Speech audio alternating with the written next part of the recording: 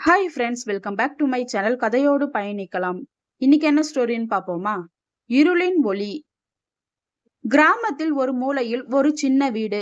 அந்த வீட்டில் அம்மா, அப்பா, குமார் வாழ்ந்து கொண்டிருந்தார்கள். குமாருக்கு வயது 12. அவன் பள்ளியில் 5ஆம் வகுப்பு படித்துக் கொண்டிருந்தான். அவன் ஒரு சாதாரண மாணவன். ஆனால் ஒரு விஷயத்தில் மட்டும் அவனுக்கு மிகவும் பயம். அது இருள்.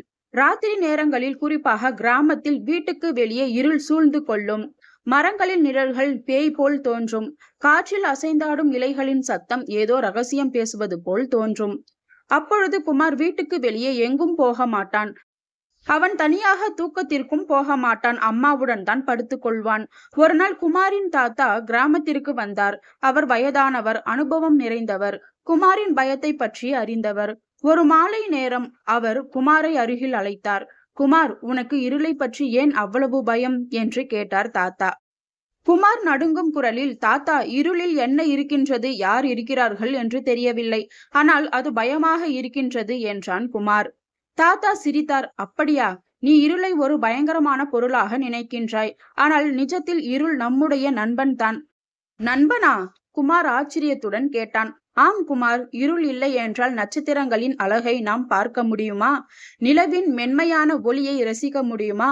இருள்தான் நமக்கு நிஜமான ஓய்வை தருகின்றது.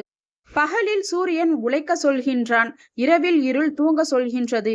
இது இயற்கையின் சக்கரம் என்று கூறினார் தாத்தா. குமார் சிறிது நேரம் யோசித்தான். தாத்தா தொடர்ந்தார். இருளை பற்றிய பயம் நமது மனதில்தான் உருவாகும். நாம் அதை எதிர்கொள்ள வேண்டும். இன்று ராத்திரி நீ என்னுடன் வெளியே வா, நான் உனக்கு இருளின் ரகசியத்தை காட்டுகின்றேன். ராத்திரி வந்தது. குமாரின் இதயம் வேகமாக அடித்து கொண்டது. ஆனால் தாத்தாவின் வார்த்தைகள் அவனுக்கு ஒரு சிறிய தைரியத்தை தந்தன. தாத்தா ஒரு விளக்கை எடுத்துக்கொண்டார். இருவரும் வீட்டை விட்டு வெளியே நடந்தார்கள். வீட்டுக்கு பின்புறம் இருந்த சிறிய தோட்டத்திற்கு அவர்கள் சென்றார்கள். தாத்தா விளக்கை அணைத்தார். அப்பொழுது முழு இருளும் அவர்களை சூழ்ந்து கொண்டது. குமார் முதலில் பயந்து போனான். ஆனால் தாத்தா அமைதியாக இருந்தார். குமார், இப்பொழுது உன் கண்களை மூடு. ஒரு நிமிடம் இரு என்றார் தாத்தா. குமார் அப்படியே செய்தான். சில நொடிகள் கழிந்து, இப்பொழுது கண்களை திற என்றார் தாத்தா. குமார் கண்களை திறந்தான். அப்பொழுது அவன் பார்த்த காட்சி அவனை வியப்பில் ஆழ்த்தியது. முன்பு அவன் கவனிக்காத நட்சத்திரங்கள் இப்பொழுது வானத்தில் வைரங்கள் போல் மின்னிக் கொண்டிருந்தன.